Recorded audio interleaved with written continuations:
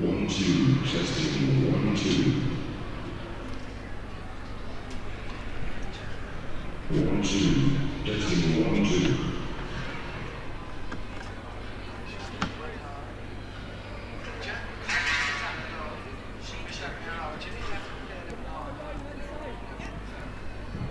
One, two, testing, 1, 2.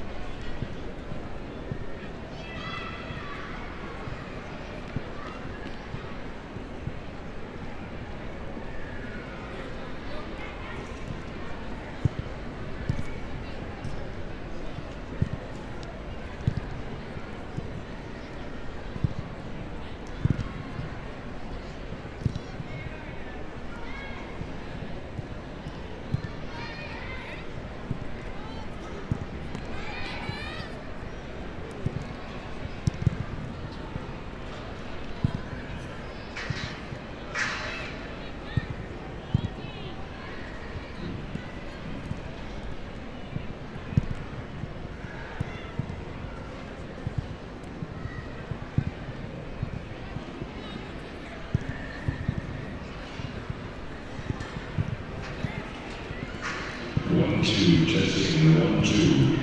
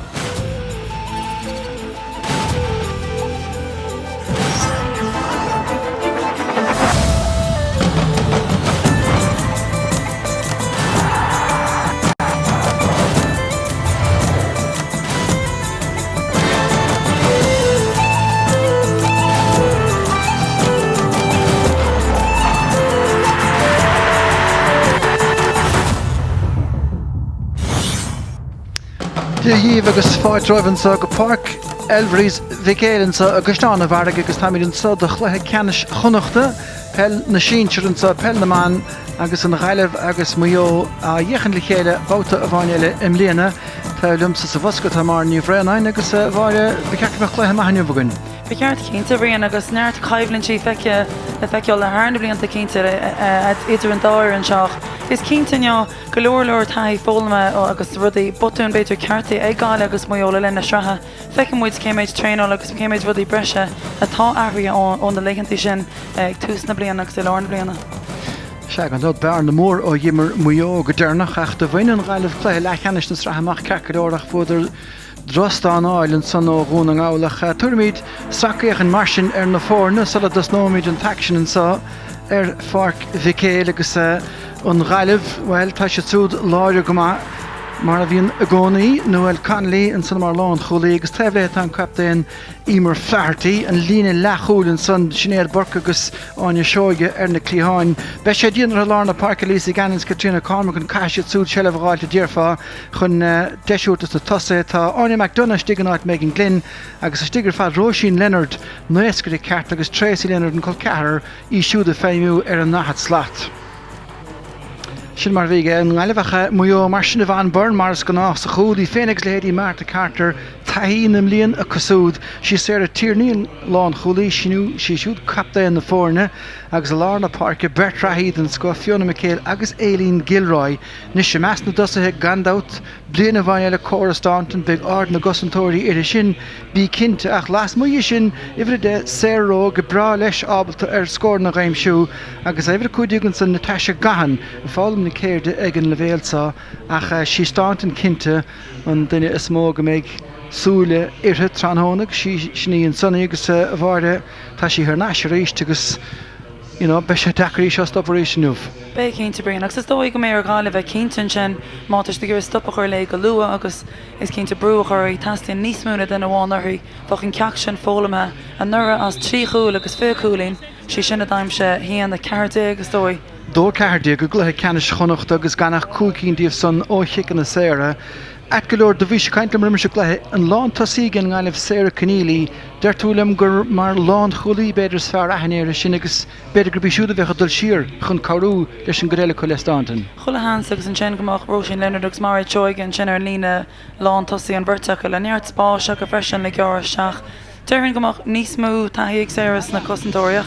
Chola hans an sin beidir leis an tréáil goil si tríis Coppla rud nua bhíolalas beidir líor dáda chuir isteaice agus an sular a thuirt gona chailní atá teachtasteach. Tracy Leonard go deasí eiciúile a rís tríéis an gurtú glúna ó nura. Agus cínta ordchaid an glufa bheith anna agus na háisinaí brenna ar cían an seáine freisin. Se gan dáis drama nuí réir gan dátar fuair Mayo an láb nuachtar ar ghuiire ar déir híach siad an maná atá ansa aniuh agus lá deas go leor tá go scúbach má tá séide ó heb na láimh diise agus sinna féchan amach ar a barc agus cosantóirí na gaiíon san a láirt lena chéile díreach sala dus nóig an chluhan sa agus dúláán mór rompa nuh mar bhí na gus nach chéidir na bhína túirtaiger chórastantan agus a có lecathe ach tá obair fadiantaige Frank Brown agus a Stephen Glennon an bhirt bhainisteir agus is féin dá bheithil imiróí inis atá sé an gnú a dhéanamh an sa ach mar a bhí agad tá farc go hálann ar fad slób de go leorastócha baile heisteach le ceannis chonachtach mar a bhí agam bear na mór ó dhimríidir sa go dearnach ach ar a líad tá an bhantáisnú an bhí bhantáiste chéine ag an dá iran agus gan dat seannaithnecha ar i chéile ten dá ar na gúige chonachta ná ire mar sin ni bhígéin rúnan sa ag géan ar an seachas farneile. Cosíhah sin rud an rud is mú beidir ammantíbheh an gearrán sin anna gcónaí le ómáint na gáilbh freisin bríon nachmach an dúchlánacha sách lua ammantí le gáil is Mayo bin an gearrán sin ancamín si rá nach caihan siad nach gasan siad muisce le fuirna eile go dtí go míon le an chréomh caite agus rudí mar sin is cínta mé chaibhlint wath astal anneo ag an am ceanna go leor gan na chailní seo éis bheith mar miniúir mar ó fuifiige híon go leor taíán. Na sin réiteir Gus Chapman ó Ligach agus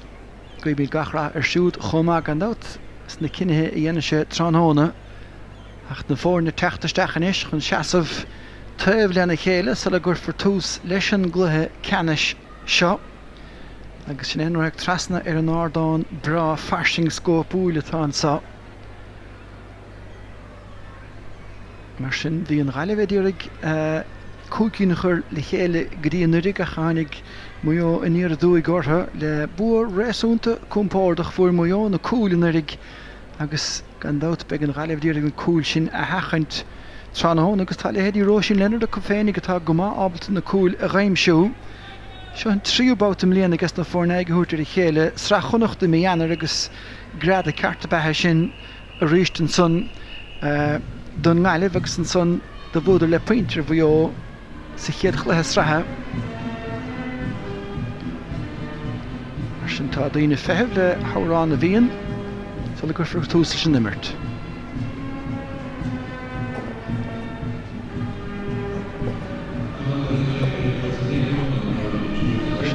Ceol san agus ceol áhainte chuní hé sin órán a bhíon gohustam sach go háirithe. Ach gan dat cuirir sé seo le pe near a bhí sé bheith gur imiróí go háirithe na himiróí ógach stoch ná bhar an nurid san chu anntá derbh le gáir ceart leor i gimmert sa chréibh an géadúir leis an gáileh tránhón agus las mid siúd Fabian Cúni bed na bechan nurid san aithnigun ar a siúd ach nurid ag an levéil sa. Chine sin go leor taí go háirithe i ggé Mayo Frank Brown an son chun cín ar na himiróí. Tarna tréimh sig go Frank mar bhainisteoir lo go dearnach nar a bhundar cluthe canis na hhéir naach go dearnach 10 mbliana hinnig sa steachar a haú nar a Mayo sa cluthe canis na hhéir na is bhare le 10 mbliana. Cínta brian agus go leor cluichí maithe imreacha agus é sin ráta sigan muid an cléas táhachtaí agus an cléb a hábhachtaí bhí an le cupplaíon nuas ní éirí le tacht níos foiide ná sin. Ach is cínta fecinn tú breanúir na himiríonn sin agus ar na haine le go siad asúil go mór se glyfaneo tá siad réití an bín go leor tréine leán agus nuair a hagan lá mór mar seo croinn siad leis an atmosfér na daoine bhína sis a slúar freisin go háirt bhí muidirrán nach chun an banna ceol réití leórán a bhí an fósach mar dear sena go le cleachta tar an máisteach sam sin tásúlainn go mé siad réití go luúann sin le tuairt faoi. sé mar sin árán a bhíon níos a hálaím agus be mí dalbh chun san chun scaoile fé.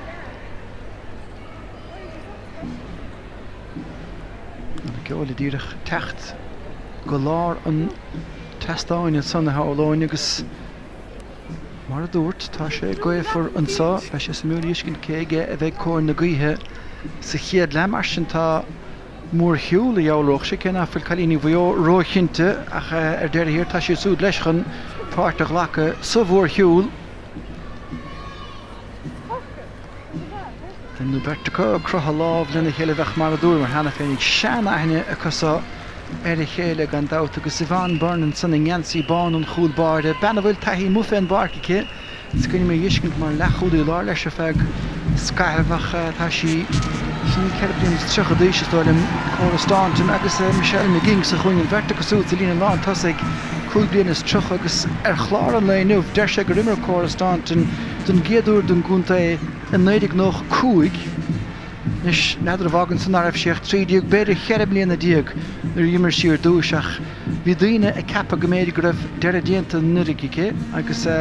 buchas mór le diaag go tí fós an agus méid deis eile gunnar feag bliana nó for a bhúr beidir an táraigh íiscint agus na scilná léirúce. Cínta brian agus tá sáir scéal agus tála neice freisin an rud a bhíonn si sinna rá am an taoine higann si cén fá beidir go mín imreoga dul go medicá fer an tára agus go mín si de gobarán nach mín si tuirta chuir crí agus anamaiste rud atá deantaach ar siúd le leis de blianta sin agus i ddíhíal an sin le cínta go deocha trístem léana go deocha an créomhánach. Is cínta chuir siad stop le gáile bhí cheir cína sa chéile gúta gáilin ar a tháinig Mayo agus an bú mór sin acha beidir mé si gur inis ceanna chuir tíim le chéile. Se mar sin cúpla nuam le dála níos agus bhfuil go leor imiróí tá mé caiintear chorastán le cúpla nuam nach Róisín Leonard an sa bena chúne don ngaileh fu sé siúd chéir a chúl sa chluthe sinna méanar is srachonachta agus an sun sa chluthe srathe dó cethir. Mar sin be hisaige cosantóirí bheo go má gur bin duine a chaithe siad a stop tránóna sécinn de chúla nach ar gá ina gcuine. Agus sa Lorna Parkinson Fiona McHale chomá ibre a hocht de bhuio taí na mbliana féin agus aige Aileen Gilroy agus mar dúirt Frank Brown garmanach agus bed gomeach lechaoine bhí sin ar catá tarlúint hail san ard chahar I láthir na huaireach a sé gobar mé a hánis agus mar dúirt bhuaig sé roiine héan na strathe mar bhainisteoir le 2006 chaildir cluthe ceannis na héirnach Bhí bhainisteoir eile idir an dáling ag Mayo cuideá a réite go maiile himróirí cuideá beidir ná a bhan ceangal acu leis na cailíní agus cinnte tháinig Frank Brown thnáis go bhfuil an ceangal san I ggé leo agus Stephen Glennon an son den ngáileh Deacair go leor do bhainisteoir leis feitheamh na neomtaí dearnach as Michael Comer leithais leis an son ír leich na gailí ach tá go chéine geolais ina cheartanis as behes gon feiche an uireachlig agus cearúnú mar sin céhéad cortha chonachta na bliana sa agus an banna ceol ag gmeach leotha gúram déanta go sanna eolach sé beidir gur an pe mar sin na bheith órán na bhíana gon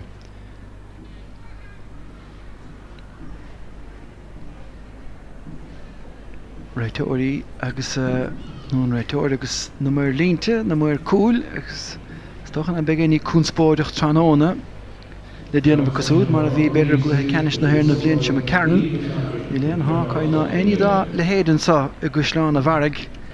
Níl gcuineach na súile daana ach le cúna dé is leor san.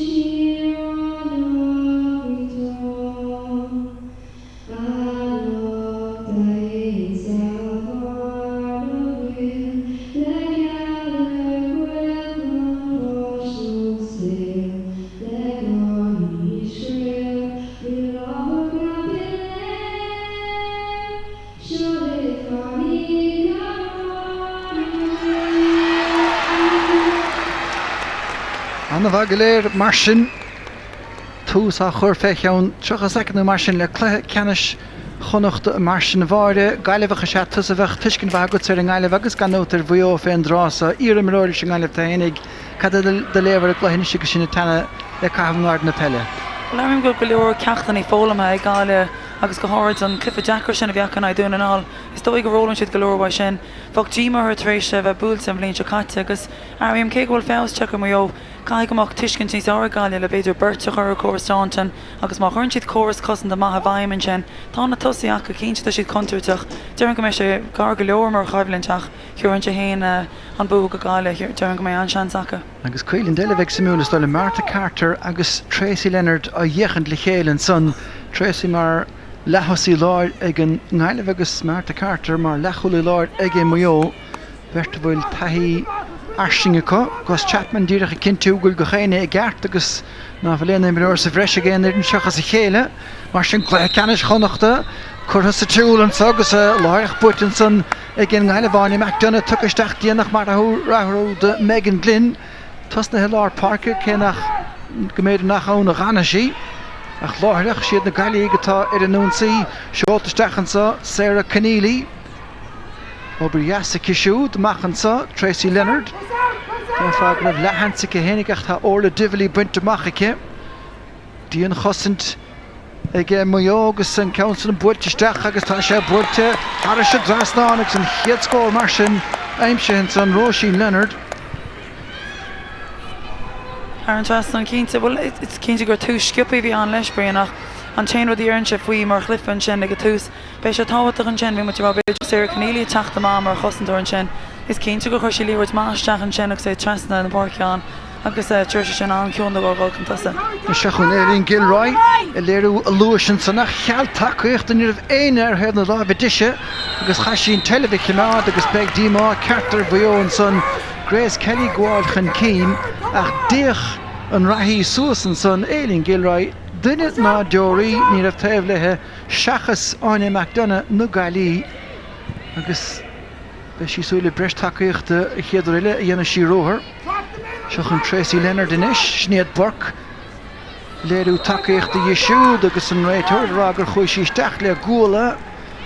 Well, cadalíanach sí chaní féin a chosanteach tá an réiteir treis údrás a léirúach pesgeile seachú Michelle McGing ó chearú na gun. Machansa a clíán mar bhfuil fionna dahartaí. Búirteach an cínig is siúdach an obair fad an sunnistig. Agus áda le machge í mar flahartaí. Dúine bécach ach na gailíg teachtamach. Súrán ó bhuión sanach díonáin i seo géad ausar fad agus níor chaid sin ceann. Pas me sa bhréach mátá.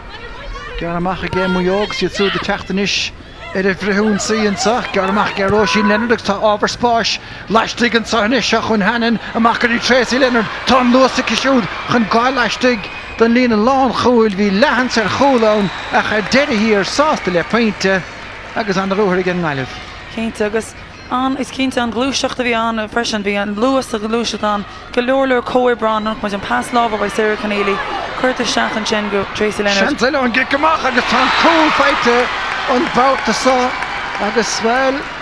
batún an gicamach críochta hensa go slachfar a gé mar é teoige. Well, is cínta beidir beganin go ní ar an tuirseir Mayo an sin ach gan a bheith ar dúsí an sin i gceart an tús an sin bhíon agus feicimid an líomhar Jimmy seach is cínta gás ag chuir a bhí ar siúla an sin an cúil chuirta seach gan aon chosanta ar fear machchate agus níor tugad mór an sean scuibhán burn an sin chuine íse leice. Well, bhí feimhna leis go amach ag cúlbáide ruide an sathréir chomá McKinless agus tá is léir gur galar tógálacha. Tá sa lá tá níomhan tá nuid san daine a bra ar i gic amach gead choirléis a gáilte go Sarah Conneely tá sé siúda fágan na parke ach má hanú chun dul manín an chic gead cadú bheith pointáaltha agus ní raibh an bhálta san agus tús eislingeocht an ngailehann sa héna dó chláirithe go gan gigs ná níos gan únsaí le dála fiú a gé Mayo go fóil ceann sa mátá seolta ge fionna deartaí chun cín buirt an sáistig agus swell nach fadach an cína ha Rachel Kearns buirt a siar a cisiúdach a rééis batún láimh seála ó da heile ge Snéad Burke dúis agus an i seoige a ríist an tarnabát a seoige agus í anmhór ar a sacracht Áine McDonanis. Trasnansa Lisa Gannon buirteach an cínige Barbara Hannon ó gún mór vicéile agus a ríist tá takeíocht go flúrseach a gesta gailíg buirteach an cínansa well cheapas gur prabach an fel féróin san agus jaoloch sé gohfuil níor dogan i gimar tóthasach agus níor dúlacht an raibh níor get tasnúach tá síistí go bhre hochtííag. Is dói beidir go sé sin áit Sarah Conneely an sin beidir gurtú fála chuir seachairí sin brianach. Feicimid ar an tíblaní agus níomh dogan nearthaithe go sin le teachta seathar barch an cúna hort sin sin. Ceartta go a chu ríis batún eile ge Mayo níide sucrathe síos Olc ná maithantás Áine McDonough a déanamh amamhar fad barna mór gríonsa dogan bidna bech sin a barcach neomad nó gá ach fáca sí a réanar a gluthe cúil eilean san ach é a gascurt ó grá chic a lárna parcaí ge Mayo. Cínta brian agus is costal just a smuoine siar an sin beidir go bhí Áine McDonough an chéad scór bhí aimsin sin aici seachas Róisín Leonard an sin mar feicimid an glúiseacht a bhí aici sin agus an cictach a faoi pás ionta chu a teas na parceice isteach an sin agus ní dhéanach níomh dogan éon bhutún fa sin a churbe is cínta gur sin an tuairt faoi. Well, batún eile fós ag Mayo agus tá rudéignach chuiristeach táón ar a níide ar a sacracht i néchar agus ó le divilí trasta go dtí Róisín Leonard tá nach luiseacht go díalaige tasa a bhío agus beidech gréim ar gheansaí ó le divilí an son. Son go ceapan cúlaí go raibh rámig an réiteoir leis an imirt. Cínta. Agus sin rud amháin brion faoi le bhí divilí bheith neart a taí agus aithna ag muinte churciúirí freisin ó na clí minúgus na clí ceanna se bhí an go leorlar luas annach. Go Mayo is cosúil nach bhfuil an struchtúrán tá go leor daoine riachtáart seachas imar bhána den aroundú. Dhéanach sé sin an dúfrit chób agus ban na gúil a fágal na parce. Ní fada bhí níor dogan eile barcach tá go bhí goil a rion fápa céir a chósaí Tracy Leonard agus anna Yasser fad áda heisteachaice agus thar sé drasnáin ní léich an chuir fóíil go fórica. Se tús ionintach go gáilinn sin agus a charrá gonna kicking him off pro Jackrachty, Von Burn a reach to gear and can Georg or Marcus a gotchi mach and chen a skip a egale. Agus a ríist fehrú cartan sa trastan na chúil agus tá Roshi Leonard an son agus ní sé se hart fós mar gedacht. Sa bháilta carcolór agus an tá dearag le Mayo gur fraban fell isteach a maclin rinne da go dénig an sach tá geará botún eile fós an son le kickáil agus le láir seáil agus ní donig gur lúmar choras dáin go fóil.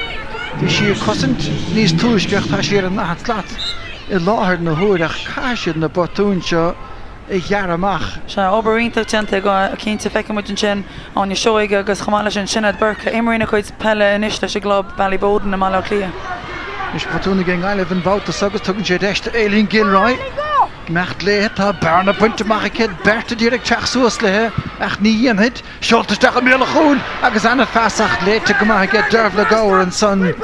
sin trua líomh a heile sin gluthe ná réidir le Mayo cúil nó scór de thuirt ag na gáit an son. Cínta agus féidir go mar ceart arán sin bin na chéadú gneachan líúir tar an lína cearcha chuigin sin ar tíhile. Ní learúthir ceaclóir ag Gilroy riimiisi nach pescéile a ríist tá lína lán chúil sin stracathe as a chéile ag glúiseacht na dosathe an ceansa cartcolóir mithe ar fóríl ach ní éiteach an ghaileh a haulú stáilim go méidist chófadasa chun cín agus chófadasa chun cín ar fart na himar a ní bháin ar chlár a scóir ach ní riana rá ar iirechtaí bhuió go dtí seo se chun na céalanis. Tá córastáin ar an nahat slaat agus an chumir an áfuil síndá léadachas leachas maithas ódain go bhfuil mar sin na bhíon na cé an ceann futhaigs an son duine si róthir agus bíonn si chun cín ar an gúlaíoch se chun Michael ána McDonough á teann tú an ag an taobh líne agus go dain féinnig úntathe amach a g fionna Michael ní dónn go féad well an réiteoir rá gur kick ar isteach a sethe sin. Donin gúil an táile Mayo an cinine sin a bheith feite go ach an chiadrarc ar chórastáint an tráthána. Bhfuil tú garadacha si héin a bheith go lorg na pelle ar náisiansa a túirt feh bhar Brehannan. Bert meolta agus ní bhain bhfuil sin meoltach tá chiicséir leis meoltacha ach ní ceann boga. Ní cean bagach is cínta bríon cabhar se go mór le muón sin sochú si is máin siad deisianis an ceanteach ar trasan agus golóir bredenta chóra gcónaí leis an cic go nóthú freisin ag an am chéanna agus is mó taíad a cén tean freisin a barc fi céal. Tús ionta chuir se glyfa a gáile ní mór an seantaigh Mayo tús a chuir se glyfa tain seachas ag na cosantóir beidir agus a lár parcia ach ceanna bháin chur chlár na scóir an is agus is cínta mata si an coppla cic sé eile thuúg sé mission a chóbagáil chuntása. Bhí mar rá nach ceann bogaach anna faoin tar fad an sanna gestántain Bhínig go raibh an ghail leis ina cuine agus í á bhóla san agus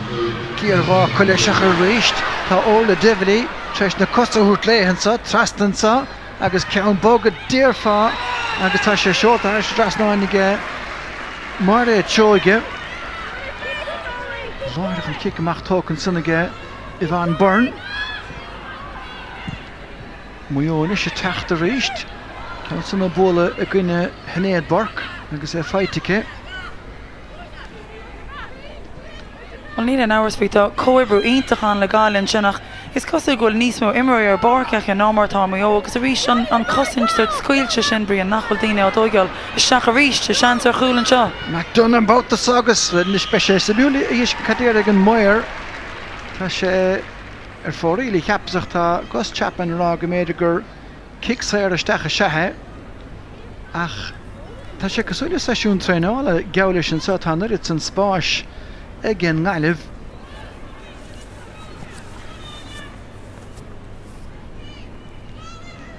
agus tá gortú tálahan sa do rinne d imróí na galí chomach ar a líúir se seo deisbéidir de bhuió ar astrachtúrú do thuirt ag ní dhéanamh ar an éanad cosanta ach tá spár déanta den éanad san i g tasa hinna galí. Táchénta, sí trééis linar a bhí gortaí an sin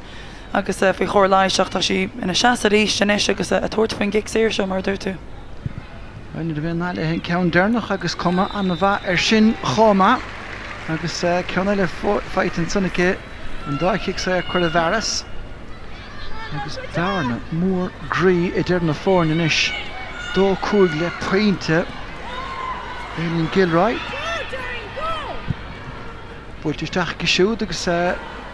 ró buinte machacha Nis Gilroy clíhánach le haríist agus sinnéad barcadal isteach áardach níos ir de fós a bhí ben bhuió dála Gus Chapman agus Tracy Leonard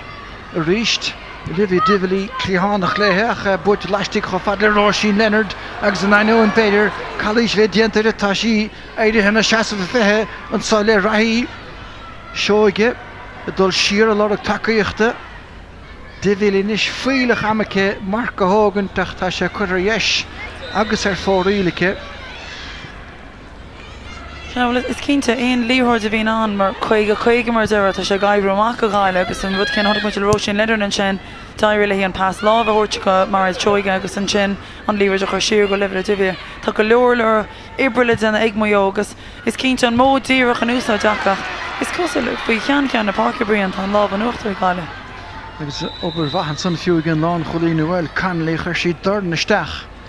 ach is dachar a dhiiscint cábhfuil sa chorastáint go díreach ag mar taisí tógant cic sleasan sannach dearfágur fear stigaí sin a go láthir na thuaire cé bhfuil reinseile bheith ceart go leor chu techan cín ach ní léana chrot ar an nimir de meas na dosathe agus an ghaile bhríist tógant agus gan baraméir a leagar a fich a rís Tracy Leonard chun cín ar a céile córic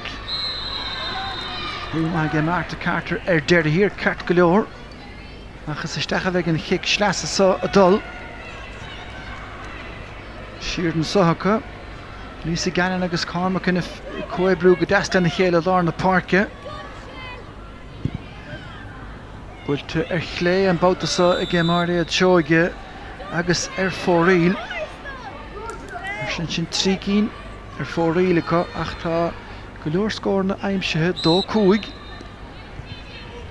Ivan Byrne a ríist ceann sa builte gardaigh feite go Fiona Doherty builte níos hí cho fada le Michelle McGing Nis Gilroy a ríist chorastáintin aigen chúileach an báutasa agus ruairmaige Gilroy be sí lorach stáintin luanú máil builte tras na park agus bhfuil a ríist réití ceanach freab sin fell bhróig có lechaíad a chuid rud a chur muil an glúiseacht Se cínta Tá na rudí bega go Mayo an sin agus rudí bega siimplí beidir mar genta geartach le na srathe brion beganí go nervhíse cinál an immers nervhíseach suirt arsúlaach rís an dálíú agus an dá hantatá fátecha Hartras an bhí seans beg beidir a chúlann sin an tamse bhí goitiiste seachas sin chorastáin an tátrééis an dá chúlann an na kick na séra aimimse róban sin. Kickach garad leis a thugant ag an gáilehansa agus machta ó ríist ar cos an áde Dínta go teasan sunnaige Fabian Cooney fós sa glúiseacht agus an lighine chu $2 núnsaí má bhíon seansacha Sarah Keneally láidir os cin na pelle Leonard a gcónaí dúirigh pas cinúna go bhla isteach a dro chul cearan san feite go rá sin ach sin ceann dechar go leor an gúlbáireach ar fóríl de ghriim an chúile Agus is cínta níle nátíos ar aon cean gan ar aon chuine gan na tosathirn sin tuairtfuoine kickaní sin cínta bhí duna cinn tí sin sin ach is caitheáling ebrúán agus beidir golóir gan solar líidir cínta go si de gúsáid na himráileán mar chhlaachta gan na clí bheith a níos se freisin. Se go bhí séró a bhuaig an chiicamach an báta san agus bheith ró tatáilir níos híoch an tosagach an róhansa i g Fiona Doherty buirtisteach an láir slíoch a rééis potún san hir agus go leor daoine dultar núnsaí do bhuió agus deisige Barbara Hannon ceann na cheolaisteach ach sin dro cheann ceartmhaisian san ó le Conlon ón maile áitiúlansa a gúmpar na pellamach Michelle McGing i feimiú hir i meas na gúlathe jou róchse agus Marta Carter deise cinis dul ar sciúrt chun cín Áine McDonough is tuisce a chuthe amach Fiona McHale buirteach an cíine cisiúd agus buirte go maithaige Grace Kelly ach bertastig a fear a chorastáintin agus kickséireach ní hook again score as an unadun Gaelic ní chick sair. Agus is cén ní nátíos ar gáile chuir a good gálan a chur san áit so Colin Barber Hannon sin has sin fód idir beginning gurtuarí an sinach. Fecin muid clip a physical cínta an géadna med riamh agus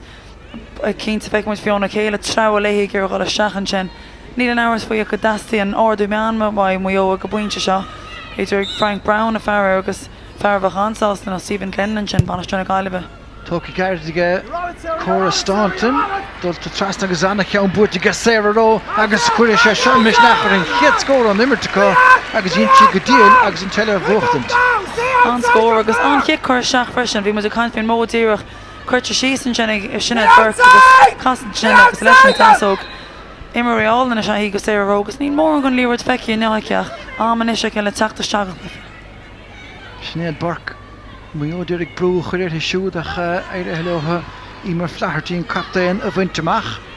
Pas láimhach an cínig siúd agus ríist tá na pasanná sní le chéile tá lontasí canílí gorta a ríisteach áine McDonough ag críochnú leistigan sa le Roisin Leonard agus builte trasna siúd. Nílamh síos ást le cúlín bhí si túirt fe chúil seans me heilistrámátá.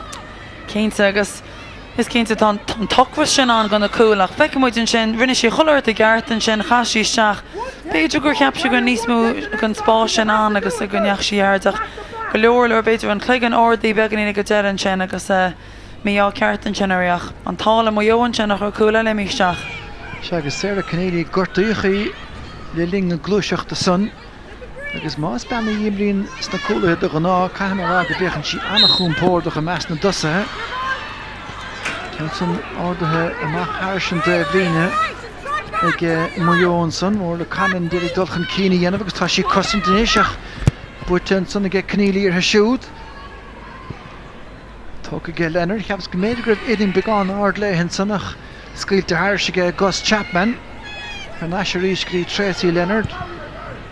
A dáile pasan na cosise annach chrín agus anna sciúil agus gramú ard an dá ihre dehan sanach sí Sarah Rowe a dheoig béal ón réitóirid sa agus sí Olivia Dively atá híos leis. Se an lámh chuirmachchan. I was cinnte gur Olivia Dively casta an am ceanna freisin agus ní dúirthain gur chuir sí lámh timpeall a bhaine a chiradach beidir ar cho íordail na chéile agus an bhirrteach. Tá sé ítach eiceáil an sin an misneach agus an fisiiciúil atá sa chliffach. Níor bhásirt gomach éon chuid gona cortaí buí sin le feiceáil agus duine cinn Jimmy go boscan feicebríon mar faoi láthair ní éach Mayo duna gan an chuigur déag mar tá sé decha go leor tá si strachailt le choléimar ar barc. Búilteach go Leonard ach tá sé chuir dhéisice agus má bhí tréimhse sa chéad trína chearnám diaag greibh na gaiileh anna chrín tá sé cín chuir fóríle chunis in achar garad go leor ama agus dá bhaíoch Mayo éon chúil an éachar sa ní bheith paoin etar an éachar tá an tréimhse máisteach do glána bhí an gaiileh hart an is agus tá Mayo a socrú de réir a chéile. Cé gur beag fiscéigeann de chóir Staunton go fólaach tá Gilroy a fágan de rion ar a gluthe cinnte agus buirteach a dro chóir Staunton mar a chin sibh Bertenson Olivia Dively a fehebh fechan chuns mar a bheith ige nuail canlí ar dúis léthe. Staunton a dhéchant le Bertacha trúnú ceathir ar deir hir timppléideach tá an chiicsair meabhalta agus géalte agus an bátasá ar a dréibh ceart don neasógach geall bheith doíonn an féile bhainte sin ar bhín sé. Cénta an ládrocht táici agus chomála sin bíonn sin an chluigean nach chuir síos nó an gúil nach chuir isteach bíonn síos in an bailach chéanach níomh isteach a dro chúil. Se tá sé asclach cinnte sin trícín le chéiceann na saoirnis chur a thir sé drastáin ag Cora Staunton agus trícín do faointí as a chéile ag gé Mayo níos táchtaí na eile béidir agus chéad na seaachcín do faointí go fóil ann. Ní an chluas a chóthain taobhach agus a bhí. Barbara Hanna duna go maithan sin an cic má fáteach agus leir daine go sinna gimmart na tosair agus é mar chosantóir ne so cínta féidir go beganí go meabhar le Mayo an sin agus chuid gona himirí a daódís ar aon cean gan fórchas an áteile. Se chun Dively a ríist do timppel an cuairmhóthair ach sellh fósacha buntáiste thuirtaige Gus Chapman den gaiileh ána seoige a ríist teach leistigan sin ba chéad a córic Durden Hughes, Tracy Leonard, Martha Carter a ddírig tunla chuna dhéanamh sin amach a drón chúine. Ach tá Leonard Ableton dá chuise chur a bheras leis a bellin son. Áine McDonough agus cé go raibh san tuaillach beidir seachas chalíiseach tá adóg séite ag Gus Chapman. sé beganin go tarintánach. Mún de chuid na cosling ruúin na chélann san an gribh beganín beg de VR Rachel Kearns. Pescile tóca Garrett ag Tracy Leonard. Saola Joan Clíháin a ríist agus tá mór an den Bella Yishkint ag Olivia Dively an sa. Lisa Gannon dulta taobh amháin, dírig cosantóir nó Berta Valla, isteach sa spás an sa agus Rachel Kearns a cháine McDonough, a buchtan den chéintse agus a buchtan goma, Sugarí Roisin Leonard agus táthar a cahabh, go garabh an son a stig léthe, agus dá ná for éon gurán agus na coola hen son. Well, bach sé simú breanhar sin a ríist mar is cosan sin bhí go leor cosantóireánach mar bhreanna muid an seo ar fórhó sin Leonard an líir bhí sé cinál ísisiil ar a talach. Nígus sama ar denú mór an go cálaí seiríonn sin. Mar bhreanna muid an sin ní dóilm gur brúch an na talaíonn sin brianach. Tá ceart go ceappas héna gribh sé beáinní beg níos bhesanna mar a bhíoch, sé críoch agus dearnamartna go bhfuil ceanna le feite agus an chéad ceanna tamil i gé Tracy Leonard den Nailih. Agus breábal a brácrín leis na kickan í sé agus feice muid an seo beidir gon kickamá is dói an kickamá fiáú a héh mai óta go bhfuil si trééis tríchéín as a chéile bhuachan sin ach fós ní si go go leir parke brinas tá go leor ibro dhéanacha le cinú go mé líir gáil suas na parke. Tá bhéit dús beidir kick fada chuirmach agus tíach níos mú go bontáiste thuirt go féin. Seo chun Martha Carter rás chun cín ach tá takeíocht a testáil Gilroy. Beidir an duine feicálaí de Irden Vio Godisha. Sian sugadí Grace Kelly ach tá annach chuid an daine hir a cosint ag an gáileh láthir nuair agus tá crotar a gosint chomá. Fiona McHale. Cuoine bhar chulthar chiatriona Cormacin an soch tá cosintóir eile i fethebh. Dírig techt ar chóir a Staunton ar deidir hir tá sí buinteach ach tá chonairt na díag bert nó trúrdíomh. Agus é brúteach go dtíon gúine. Dúide áling dí halbh hen san ige áine seo go den gáileh agus í mar flehartaí agus an sóir san ebre nuair a bútar ar chóir a Staunton ardíonn sé an freasú agus teachún diflínis luasa ciisiúdach ní mórna gur chaid sí seirh Marie Corbett i ddírig a bhucht na náis de bhuió. McDonough. Fiochan cé glúiseacht agus pasrách ó fad le Roisin Leonard ach buigh an fell an rás a spáilach agus ceanna le ar fóríl. Agus súnta chumá freisin bríon is cínta bhí mit rá an chuid gon luas an sinnig túsach le fé gáile ní hé go de thuisiúach sead an seanan is mo jóta cuppaní me dach an sin chun chupa scóir le chur chlár na scór agus fós se eisteachta aspa struchtúr ar bhór an go mo an sin agus chuid gon himirí beidir nach cholas acha gceart cin áitó siad ceapí bheanú cin post cin dúlga se tar mar imor agus ar an tíbheile go gáile tá sé chulaganna céirtar siúlacha. Cé bhfuil batún an son bhfuil batún le cabhair imirt bhí chalíiseach tá áine seoige nuair a héintí chun tosaigh tá coscéim leataíomhacha tá tuiscinntacha ar cábhail na himiróirí eile agus caiimar a ghfuil mana hócail lena taspáintas go dtí seo ach ní hé sin a ché seo. Brúní sa bharne si coolla bhío chu ríis tá éidir leis de gailíg ialúisteach agus mar réad seoigann sa take ar gitóg agus csiochnathe go hálann ar fadan san go coolla líontáin agus barna mamúór a ríis nisan. Cínta agus bríon chará freisin feice muid an pasí mí sean sin chuirta seach sé cnéala isteach mar réad seoig go gan éon watún an go leor cúil fáteach dúm freisin sa stáid i rinne bliana ach is cínta an glúiseach sin a hosa an leis an lína lán lechúil atá gáile áine seoige Barbarahan agus Sinead Burke a duna obair na gapalan sin agus a cro go leor deisisin sin tí stéanúir tá solar ar más sin a gáile seach. Leis sin gháthúlaige áine seoige agus a ríist an fell buinte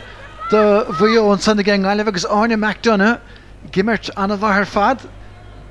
a dulaisteach cruig an san an vertimiróireach chalíis géalte nó diantaige Sarah Keneally ar Sarah Tierney an bouta san ach tá mé de techt bhfuil le tena le hama agus a láthart na huaire ní leabharsach bhfuil gáige muo le coolla déirn sé go buinte seo rih le hama agus seo chun Grace Kelly agus ábhar spáis an bouta sa ní thuca gáine seo agus suas leach a ríist Spotón live Seála a praban na pelle an dalhan fell I gemacht uthe rimpamach an son agus seans leite. Cíntas ní móna sásta bhí córa leis a báiste nach chuir amach an camera branar in sin leis an camera cúpla focail beidir nach chuir molta. Se chun Sarah Connelly agus tá cúpla gortú chur a dithe seo sa chiad le. Olivia Dively taile nach a gcónaí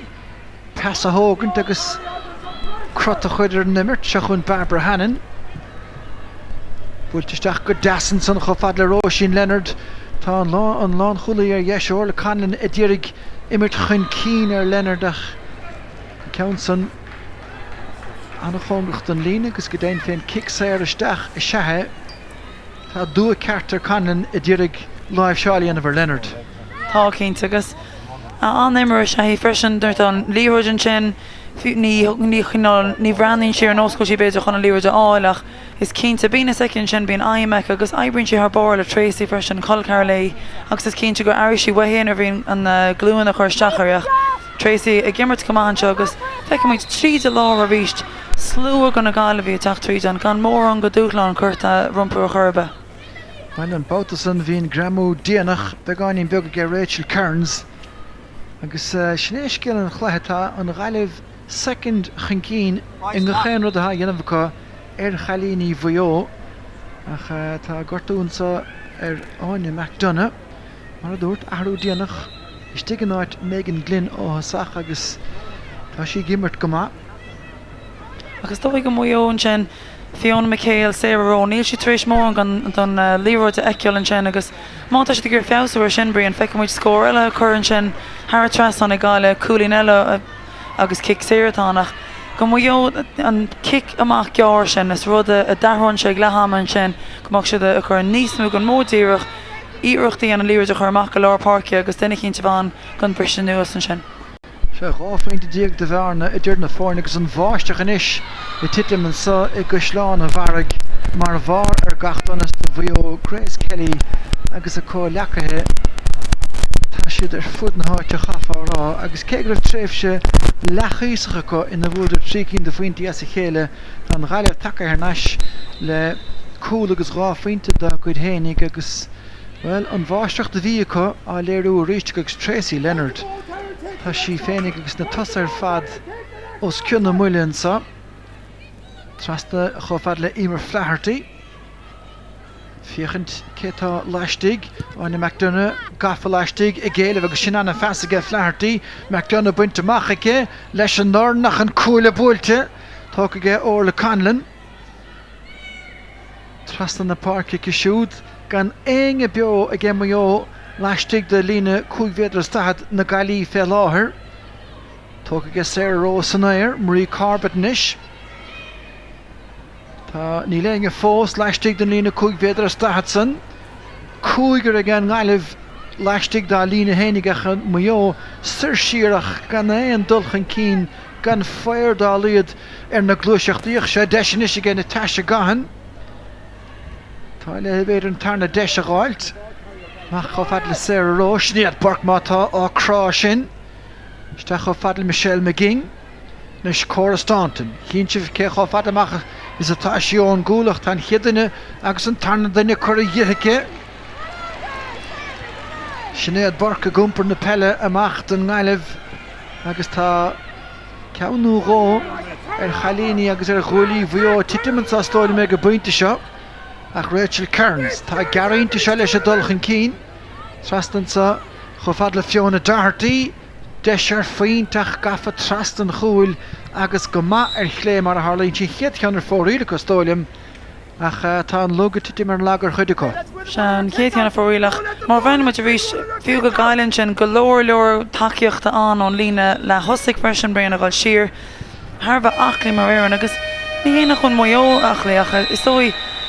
branding siad an os nach chicken siad céird le déine trééis an dó cúig sin a bhí éimiis a go luas cínte gur ghilse sin go mór ar túsach lifa go muo freisin. Well tá an ghaileh ar a gúmpóirdan sa a gluthe lechanis chonacht a cléid canis chonacht as mórrána déanamh go Frank Brown chun croteig na chuir a chósaí tá trícín de chúil géalta go chá cheanna go mar iad seoige agus well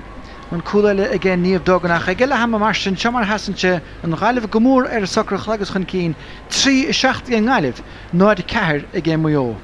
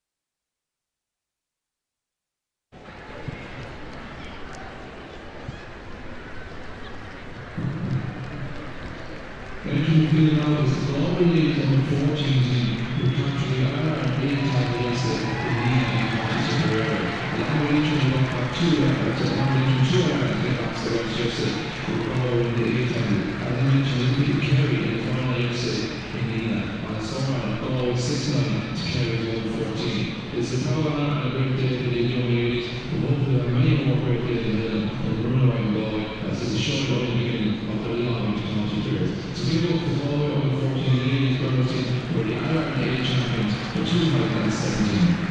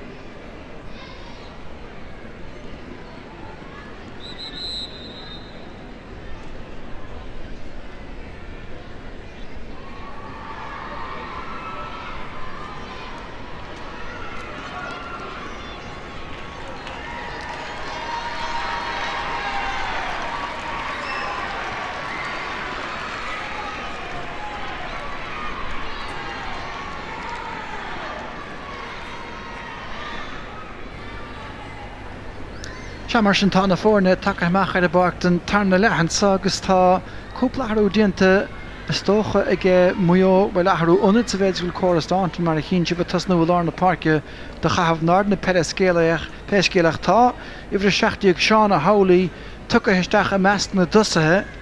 ige Frank Brown agus tam díracha díracha chinú cé godíracha tá imethe ach mar a derm stantan tasnú lá na parke agus an bháisteach filteréisteach leabhaireach le gradal inisintá agus cahabh pelle Began í báistí bhíon sinna ag rih le hama agus ag le hama freisin. Ach seantain is go mó éana ho cruú beidir tús níos ára chuir leis an darna le námar bhí chuir leis a géad. Ach tásúlaman sin go leis an aspa struchtúr bhí feici go bhfuil coppla gan na himróí chuideach an sin tar éis íireacht níos ára an seansas an áit agus is dói má charann siad lo péin leis an struchtúr sin cabhar siad le glúiseachtaí a chorthú agus na scóirní sin aimsir freisin. Well, aimse go maithan san ag chorastáint tá si féinnig agus Tracy Leonard har a bheith crínos na kickan na séra godí seo agus an galabach na himach thar se de bhlína áinna seoige Éilín Gilroy dúir a ceanna hógant tapig stige méle chúla láthar na huiratá na teise gahan ina héanar agus tá Rúthar a dhéanamh amachcha chorastáintir níos fácha stige coch Dra heligan na stachaige Éilín Gilroy agus seanske me siad híiste sem matúnsan Olivia Divlionsa trastach op fadle Tracy Leonard, Martha Carter a bhadrád a siúthe le lígan chiad lethe sin Barbara Hannon trastach op fad a snéad borc ceann dacartóg aige borc agus tá bearna buinteach an isige áine McDonough an fel agus an drumchla sleún in is dacar in fel frabba go crain agus a rís na cosantóirí san agus chalís géalte go orla Conlon an bátasa. Se feice méidin sin éimi seala an dá láh agus is cínte bríon aon réitar aiceann sin an dá láh éimi seachas cumarte éimi se go cruúanú go bag ní féidir le leis a gá láh agus feibetá mó fi láthir ná beidir leis na chaníidecha atá agus go háirnar tána cligan síos began í freisin decharí an áardú agus cean eile sin choir tresan Tracy Leonard mar luúma go tús feibna leis an glúan an sin agus an cruúise denta an nuach go leor ibre denta géan agus fás take ar an luúan brich sa dia. Bhí mé an san ar Sarah Rowe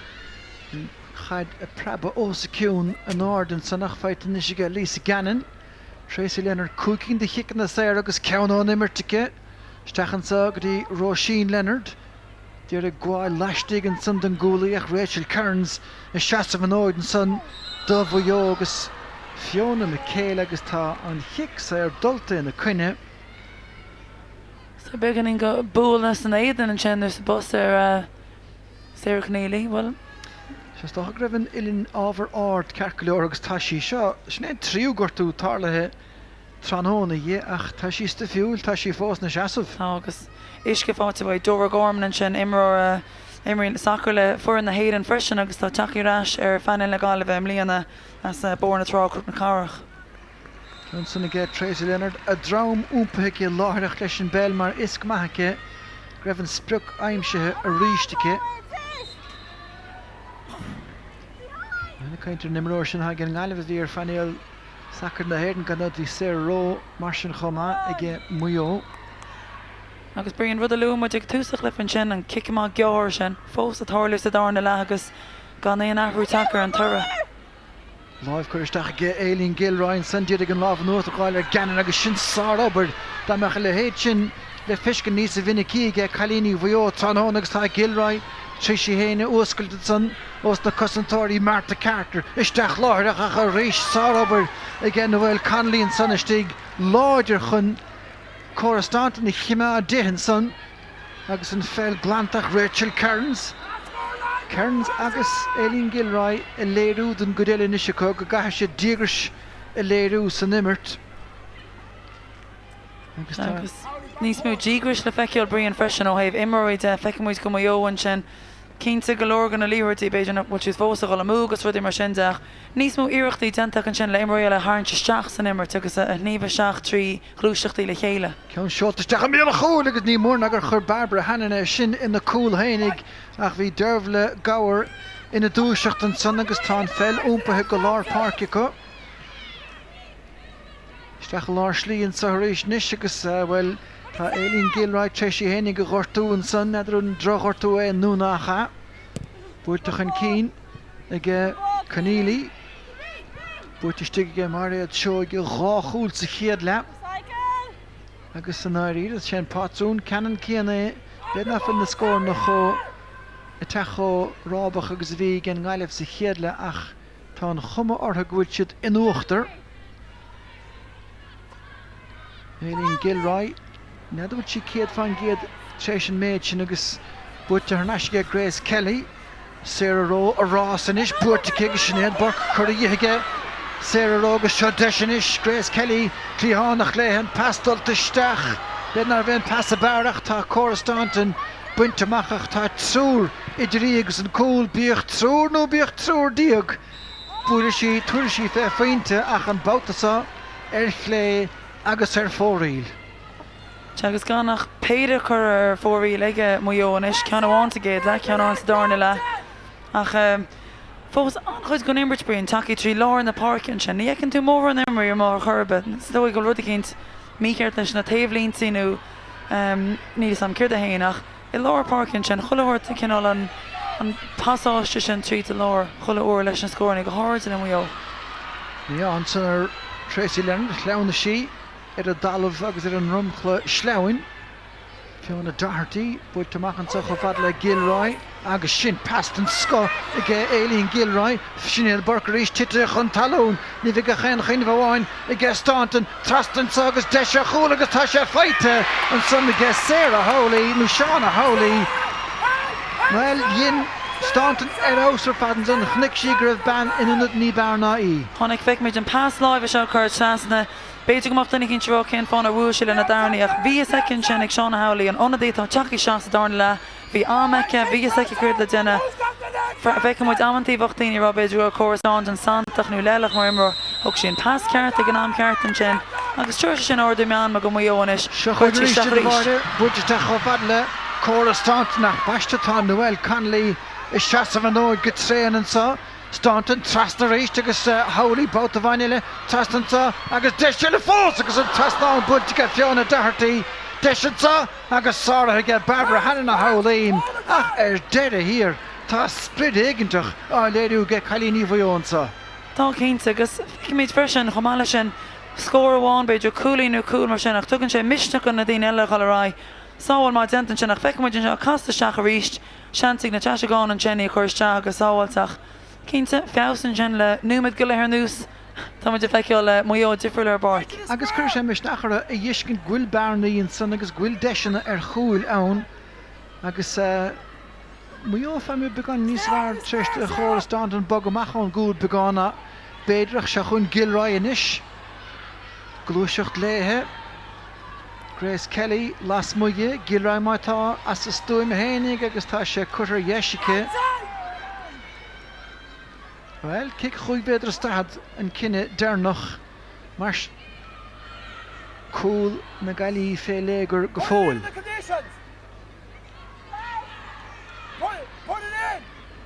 Agus seo hen chans dearnach a bhíonn sa seo hí Fiona Doherty aníocht go dóin san agus blocálach áine seoige agus le cáir ó imar flahartaí beidir ar deire hir ach tá an ceann san methe an kick chuig beidir stad ní tháinig feic as san agus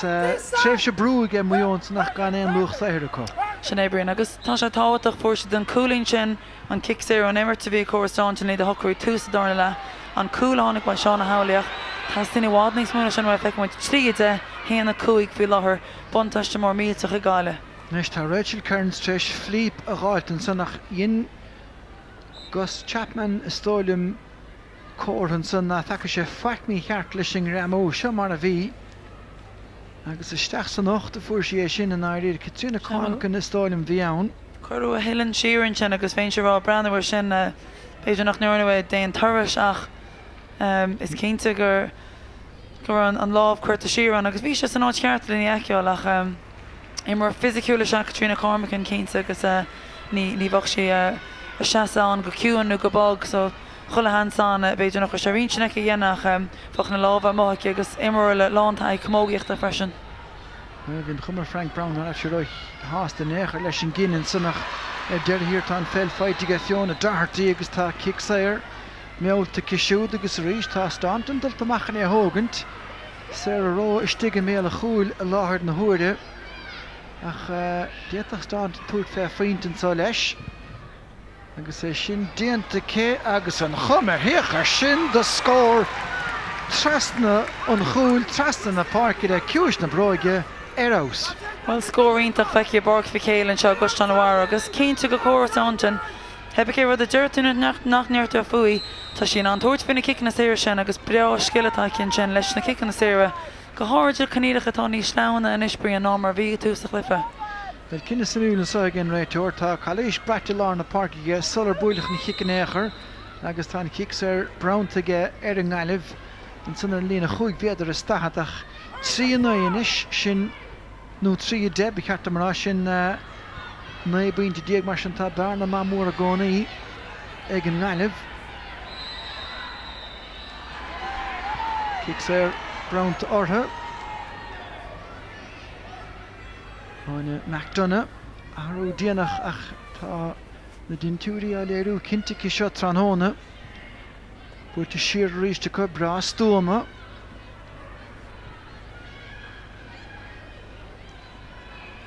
Fáitin sa mór ríiste agus lísa ganan a techt trasna go bhfad le Olivia Dively buirte steach a cisiúd nó sin Leonard agus fuair sí an lábh nóachtar bheirt díobh an son inis. Trasnan sa mar a bhfuil Dively bouta bháin eile. Trí atá gin gáileh tá tríide ar chláir a scóirn soch stoilm sa go trí atá chláirithe go rud arácach dúbailt scóir na gin ach péasca le seachún canéalaí a ríist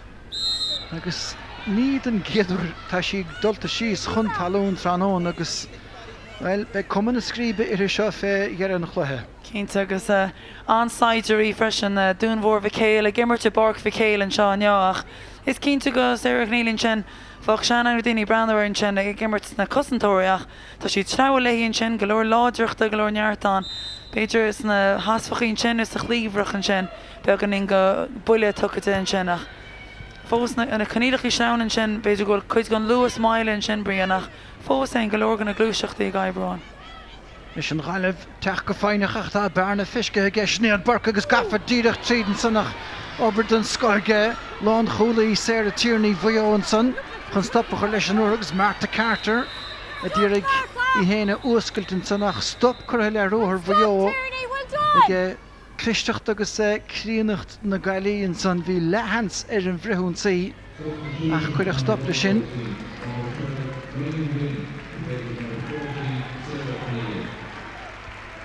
Sin Martha Carter a dtíirigh crota chuir ar chóirsaoine agus an chodeile a gréasa chun gníomh ach seachúin Rachel Kearns agus chaléis dianta ar siúd chomá ach gach seans go méid cúpla cúla le tastáile ó bhuió tránóna má tá sé chun an bhearna sa a íomhach a chorastáint an takeimach bouta bháin eile chun in ceansa a hágant. Bháisteach a titeach éadrom go leor a láthair na thuaire búirt isteach a cé ach tá sé sin chutar dheis agus ar fóraí. Se agus tuchar an chuid go ruí a brethir chórann sin a kiccear má feice muid seo grúte ras ríis an sin. Sarah Rowe is sellh na pellach Chase na dahabra well cair de chúna dír ag muintre bhíotá na dóg séitigin réitóireach Stair ró teachta dír ar an motún a tháinig gón gicamach. Ceann san níos a chongriad as na cúlaíach ní hen ceann is fusa riamh ach choróig an ile le chorastántan an sa agus cuachtasteach go hálan ar fad. Ní an áras an faoi brint ar scilaice agus leis na cican í séan sin tá neart cluí imreice ar barc seo agus ar fácin na timppla na tíide freisin ach ní an áras an. Tá si den an brathirí go anchuid gona cicaní agus beidir go dúir sin seo le tuairt fao chuid gona scóraní sé ró go háir de teachta seaní smúgan imirt. Seo na dartí agus bhí sé túirtfe faointan san nach trothíireach tá brúa chuir go muor chiicamach na gaiilí inis beidir náramh sa chiad le agus fécha réisnis I dtír a hawn tú nace a gúil hénig ach Katrina Cormacan brastúma fihib nú go raibh deisice agus tá Megan Glynn take istachar ar na gaiilí agus í gúmpar na pellansa ach tá mór an ar an cos céim na tóca an bhantáiste út nó bhfuil tá nadóg séite ag Gus Chapman inis ceart go leor mar sin is léir gur tháinig an chaléis saladáin na cos céimena Roisin Leonard is stigin son an tosaí is sia suas féin barc ag an nailimh. Dála go chain tosaí bra ar heilimh agus ar rastal mar sin tá áineach donna mithe agus Megan Glynn takeithe chain parce nis Tracy Leonard. Trastan sa agus ruachar má dianta ag Roisin Leonard agus tá an ceann san na mitheach de ghriam bhróige an chosantóra. Fiona McHale, ciún go leor sa tarna le. Decreachtaíce I féinna chuir an núil sa chluithe seo Fiona McHale ach Marta Carter. A glúiseacht suas féin barc inis. Tracy Leonard chuir a dhéiche, Megan Glynn leis chuir a dhé obair Shannon Dúrinson. Aileen Gilroy. Gír breis aimsethe agus tá dad ag an méidir chuir a dhéiche. Well, ní bhuaach dia hénig an passionna chuir síisteach a dro chóir a Stanton. Agus cé bhfuil a bhadís mó seileh ag mó sa tarna leis seo nílid críoch núil leis na glúiseachtaí agus seachún dibhlínis. Cúig bhéidir a stad an gúil. Mar éad seoig inis, teanta his a chúne. Séir a tíirní mar cholúidir. Úmpathe Sir Shear suas síos isteach samach agus Tracy Leonard, Trastagrí Glynn. Marta Carter, dír a cimiad leach tá chalís géiltice agus an kick-sair browntar deire hir. As gan rá freisin bring golóir gona glúiseachtaí na tosaí atá anna gáile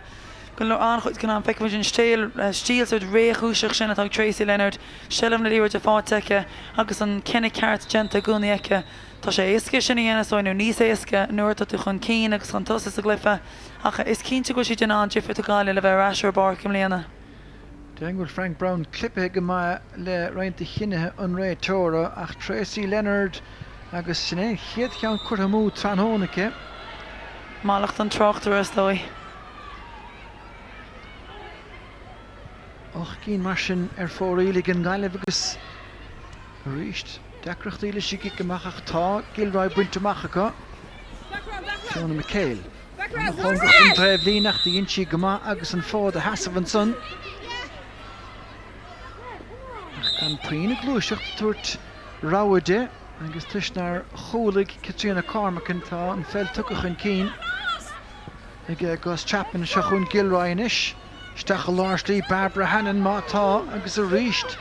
Sin gábháta as a chéile ag Gilroy a dáile pasna náramh Harmola Berta agus seileh géilte dá bhara.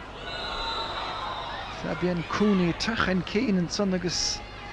Rachel Kearns imimeóir anna rhodach anna Isiciúil anna bha a sean Kearns céanna.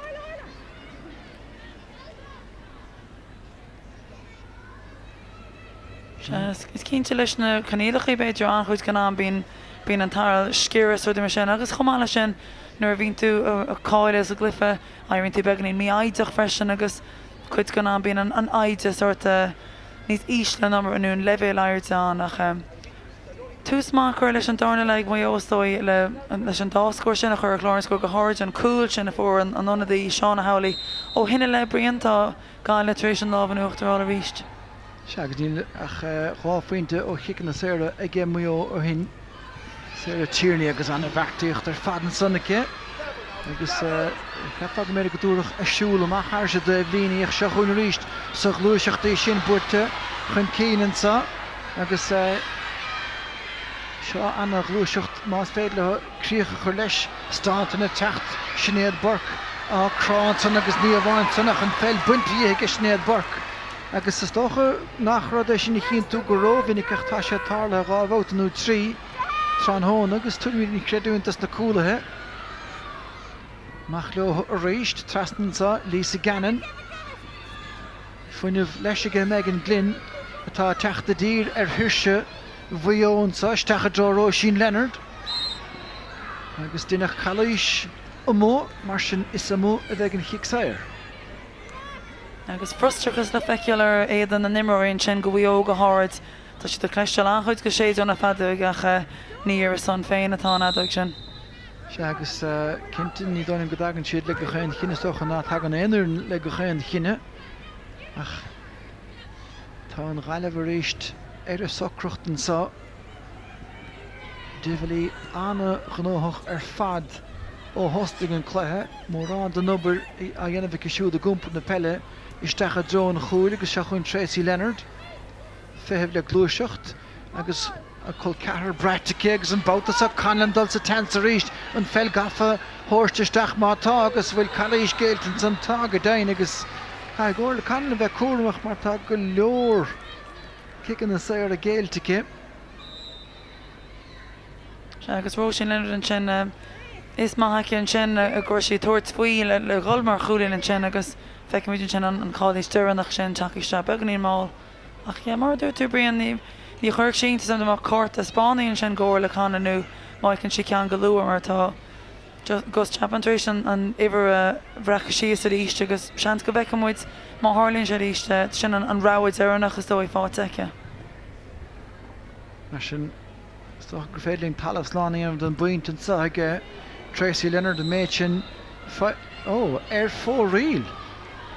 do chréite. Stoi brin éon ó luúan ceachtar aine hanam ní éironn le chuir teasna tá se chomáin gan tadarrá go dtí go mín an líróid chuir teasna. ná feice scríomh mar bhí sé scríte sí sa leabhar a gomsa caithfar é sin is amach a réist. Beidir go muinte bhuió buíochún do stopach mu a luú anach a dhéana mar sin.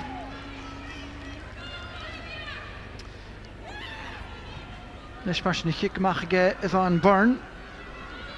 agus muo techt in áthúir níos tá ábhlíonn ag ginteachtain sa bhí tríide ar chlár a scóir i figiúlann sa fácha chastáilim sa gur trína marsnatá níis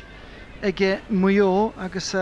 hena seacht ige na tríide ige ngáileh hena seacht ige muo go seachún Éilín Gilroy sa rís preban na pelle i techt idiríad beidir agus lehann ar chúl Rudaí beag a bíide go mar sin duine siad anna dhéifríocht ar fad tá an fód cruigan sa is léir san ach tá sé take héíar dúgur chuide cágus well Sarah Tierney is toch gan ar fágur thug siad góla de bharé teoige saladáilgin fellach darlam sa is góla seoir a chéan tú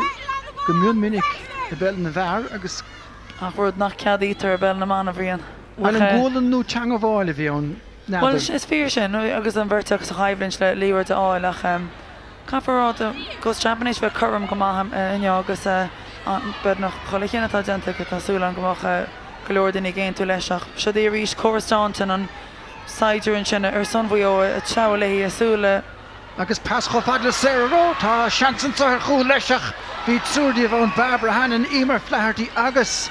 Derv le gáir atar an edidir ciúcha go ddíireach a dhéanamh leáil chinúnach an san. An seoigan sin nach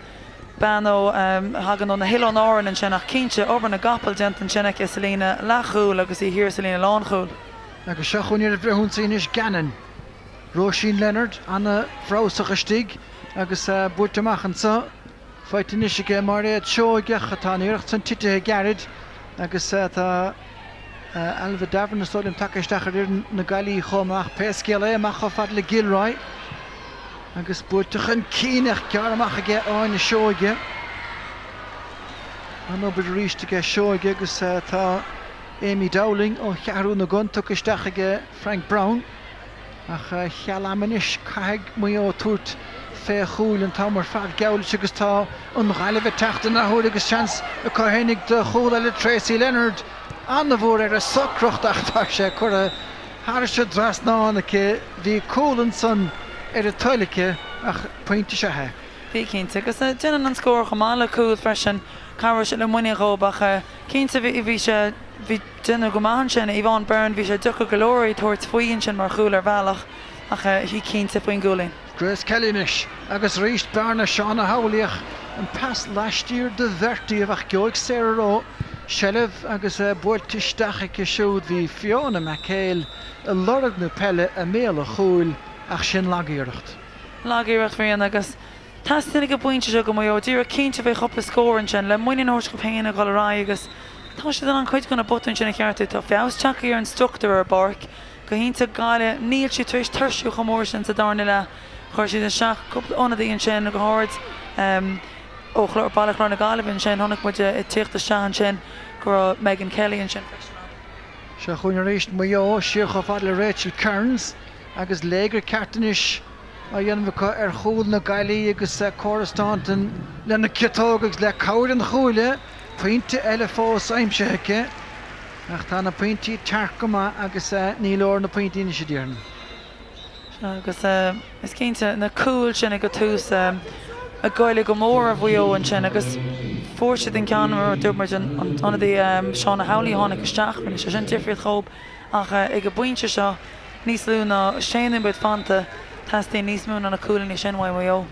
Méid sin ar fad ráite trí seachtaí gin gáile bheith le ham, níle chuine seach trí de mar sin nílach trí cinn de faointí aimse go sa tarna leisio. Idir fad aige Tracy Leonard mar sin ní Leonard ach goil feabhstalta go bhuióach an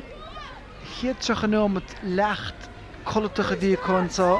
ar fáirt bhí céil tróna is stoilm go níos go siad go déras mar a bhéad le Fiona McHale ó deignteach úntacha dhéanamh an agus tá sé buite go má I guess Sarah stáanta na féhne an cabhnú pass live a bhí an san agus tá an gomh dearg ar chóir a státan gur taidigíoch an núas chun talúnaí.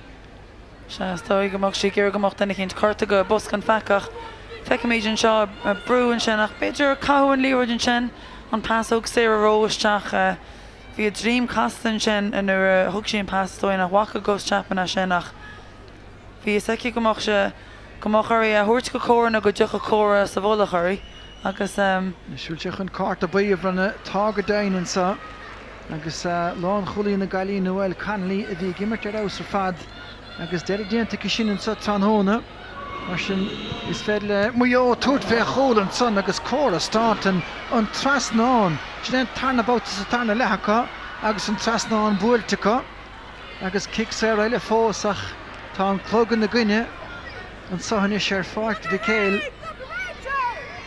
agus státan na techt trastan báta sa Chfuil hens go dúir sí fé chúil asa ach de dhéon leis an gceannsa se bhí sé gargamán a chuir bhí láidirt chuir a gic. Se níor bheith trúr an líne ag an gáileh sa miúil go leorach an trusa iirecht ar dheis agus ar fórílacha. De bhfuil Fiona Dartín trasnáin an san timpelar tríú chearnó a Diego hin agus an báta san de bhfuil chorastáin an trasnáin agus an gáileh mar a dúirt ganach leir bheag faointí sa tarna lechacha ach bhí de chomhfada san chun tosaigh ag lehama gur dóchan ná chuir sé isteach or agus Alva Davern ó bhcuilin an son. Sún cín sa drám ach bhíon na chaléis riimi sin na stóilim ach se chuin rééis na sí. Búirte chun cín. Chaléis déantar bhhardaí a seoige tócha tappa gice agus a rééis na cosantóirí féhrúansa se chuin Davern beir go dúireach sí féin scór í hénig.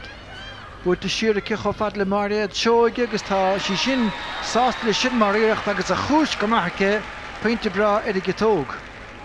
Se pointe anhagus tuairt faoin scór, beidir go seans le tuairt faoin níos luúí na sin nach nuair fórtíín líúirt na sin rud ceart léí agus Har baran sinna gálamar ní a ríis mu a lu a méid scórin bhí fáte sa géad le níos lú cínta sa dána agus beganing an lábhanúach Mayo fósar an ansí ar bhrhansaí an seo ríist. Seochan Rachel Cairns, naigín de faointí is scarúint na bhórna, pas a sethe sin, stachan sa dro an chúlach, cosan bhagan gáileh sanna stig. Tu gomachchas tá davern anna gnótha chóhan síochan parke. Nasc idir chúlathe agus hosathe. Bhí mar flehartaí, trastan sa agus tógar ríist cin gap daon. Agus an gáilehnis is gomachcha go bhfuil an clog ar a dóibh hénig. Megan Glynn. Síoch of le Tracy Leonard agus Emer Flaherty. Trastan sa. Barbara Hannon. Trisha trí vector chun san gan éon dú a féin spéid agus í gmeach lethe ar róthern sa hanis Cormacan a ríist. Címead na pelle go maithan Hannon. Fósach luaiseacht sa feitige Olivia Dively inis. Cheadan na cur a dhihice. Agus ómá bheilt gan dát leis ar fad trastagaí Megan Glynn inis. Marta Carter. Neadidir sí bhana sí nó ducha sí. Agus tá chalís géalt an san na gé Marta Carter le bar tuirsidíring seachas éí eile. Se eintim leat an sin bhréan agus chárá freisin Olivia Dively a tealaí an sin ar tíbal an fách a ríist go leorglur an chlisteach sin a feiceil bhena sí suas chuir sin pas tlas an na páce agus níos mú cinnal takeíocht an sin ar an tíobh sin go gáile. An chuid go é feicemuid Geraldine Conneely agus Sarah Conneely sí tíobh le tíobhann sin an bhirt TG4 ach cinn tu gomach panel na gáile bheith sásta leis an tuspáanta san neo. Bé dainach de san. Feos mó grío an gluthe déirnach bhí go gcuine rún an gáil sa trá agus ceann san búirte leistig den gúile. Well dear an seo Tracy Leonard an sin bhí me rá teintach a dheiceol arás an agus go leor gan na grad an fáte an sin mar imreoir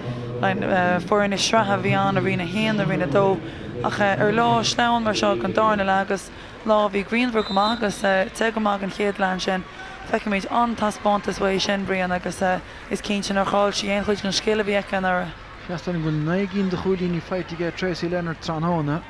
ach siad na cúil sa chéad lean áiríre tá trééis na fórne seo scarúntú na chéile ach Mayo teachta gcónaí córa Staunton agus a ríist i ní minic a chiimiid é sin tá sé ráte hena héna gomach tá sé tála ar a líad chéadhhat tránóna na gramathe atá a guristeach a gé cosantóir na Galí glan ar a líróid agus an íróid a plés gomachacha ó heilemh chóra Staunton agus se seanta le fósanis Roisin Leonard agus a Van Burn i teachtan son agus well tána dó geirig séite Gus Chapman an son agus is iad an ghaileh chorathe séintir chonachta na bliana gábhéile is a seachtaí agus an náiríre an chiad le viidir go maithanúachtar agus bhí an farraspáir acu cé gur ásaigh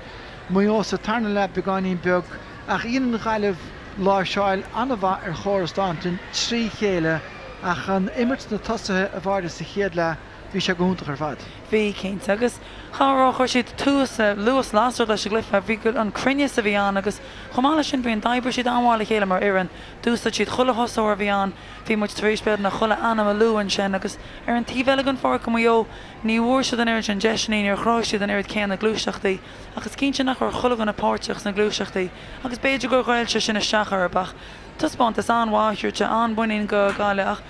buchan sin go Mayo chafar freisin chafar molla hortgop sa darna le tháinig feabhs ar an imirt chuir siad níos scóir na an agus Peidir amach duineú berteach go chuna chuirteteach an just gomach siad an began níos mú takeíochtta á bis na cosa uair bhí gáile tháinig muid aspa cinál gan achlíocht a beidir hí buóide.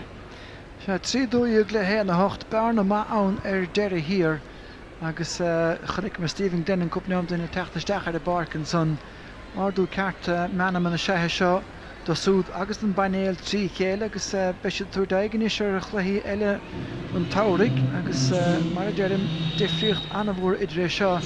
agus an taspáintas dearnach a gcuine rún an gáil is léir go raibh gebrú ar bhórrán daí ach chafa chur na chuine sin go raibh Mayo caiilte go leor sa chéad le. Bhí cínta brian agus luairmid ag an aspa struchtúr a bhí an bhí sé aisteach nach chuir sacha cén dúil go se bhí rumpúgus. Dúirta go minic gur clifa siimplaí a bhína gceist fáin líróid den de fóstaí gart agus is dó gneorna sí dearmadúna rudí beag go siimplí agus gur gneorna sí tar scéal chasta mór faoi. Feice mi de mór barcan seo freisin fuair na gáileh a bhí cheardeag a grú clip ceannis na héidir an sin iche réir agus í taréis turas na gáileh ana iche réir agus ítach í de eceann seo tuairt takeíocht a freisin agus I breannach an cín beidir gon réim se síseir bhééis ó a ggóir amach freisin go mééis sinna tuairt faoi ach cínta go gáilinn seo an darnach an chuirt an feice muide an buig Mayo an agus gáile breásásta go mé an churan arás a go bmlíana. Se an chun CBE sáil me tugtar an gcóran sin an sa I Connacht agus siad sa leige ceúr an nach caiig Mayo ag thuútar na bótaí cáilethe agus go leor eb le déanamh Frank Brown agus slachta chuir ar chúrsaí ar a bhirdan an son níráidir stigla fénig tránón agus snéad barcan son ann le blianta fada an lína lechúil sin ag an gáileh go háir sa chéad le áine seoige chlíhána bháin barcar ag chlíhána legus atarstig Barbara Hannon hí do súd ar ausar fad agus tásathe a cos Roisin Leonard,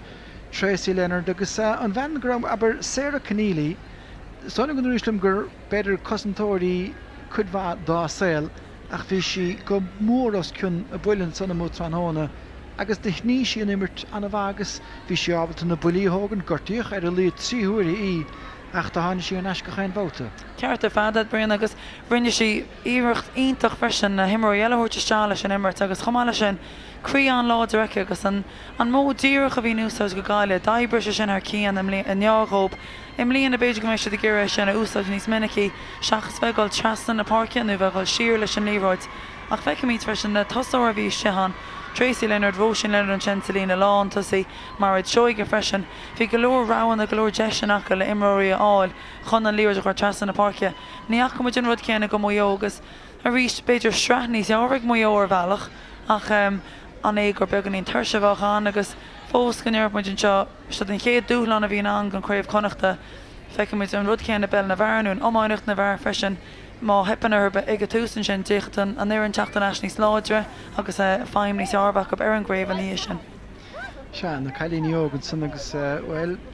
tá sé díire ar chóirstánta agus hiicfá roimh an áíre réalt amachchas amach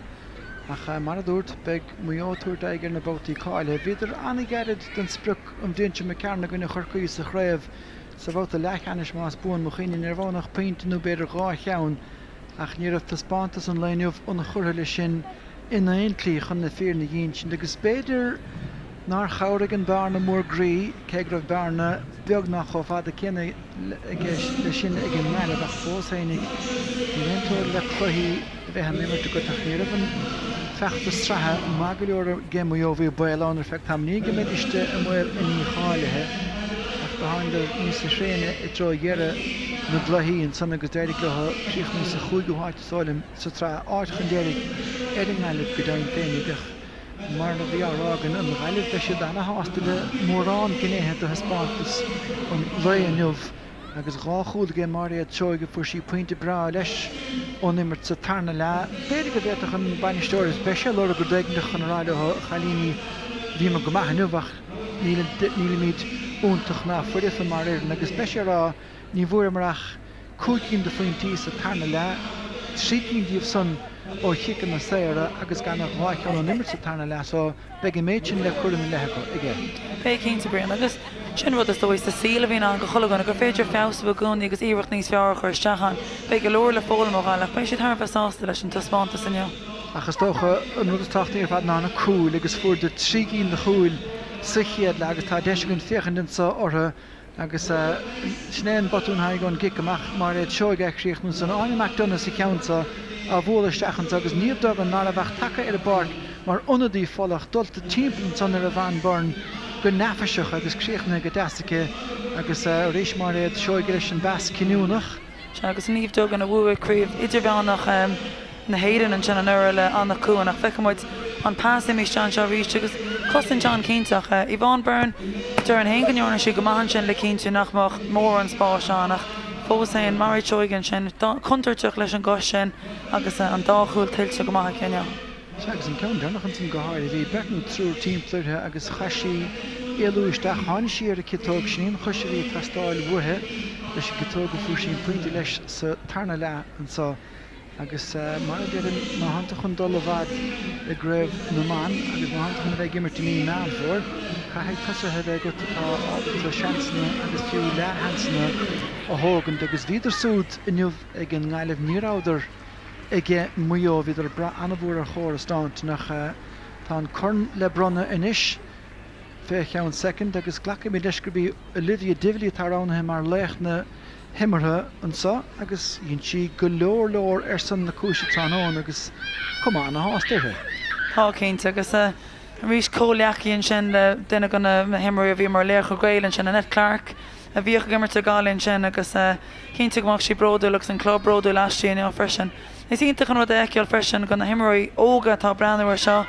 Olivia bhí gimmert mar vinner an sin agus ní bhádoch an brion an sin agus í teach chun na páirci gimmert leis na síintear inis chalín bhína gobar leis na cool camps freisin a bhar an tairí go leorlar spéisice bell na man agus na clí goilecha agus is cinnte gur onar mórtá an de neo freisin.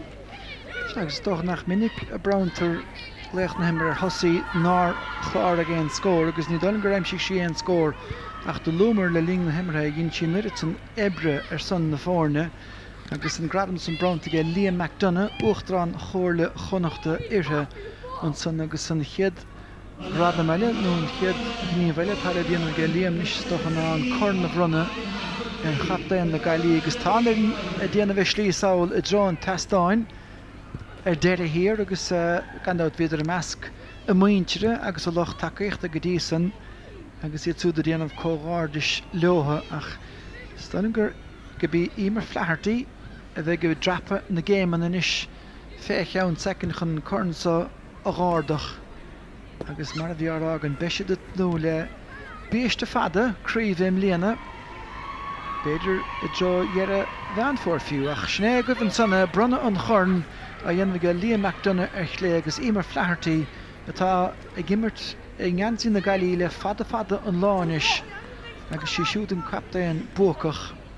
Agus póstar nu le éire mar na gáileh freisin Kieran Fitzgerald a bhíoh gimmert a chur finne freisin neart pelle agus neart córáte is dói faoi pell na bhar agus faoi pell man ach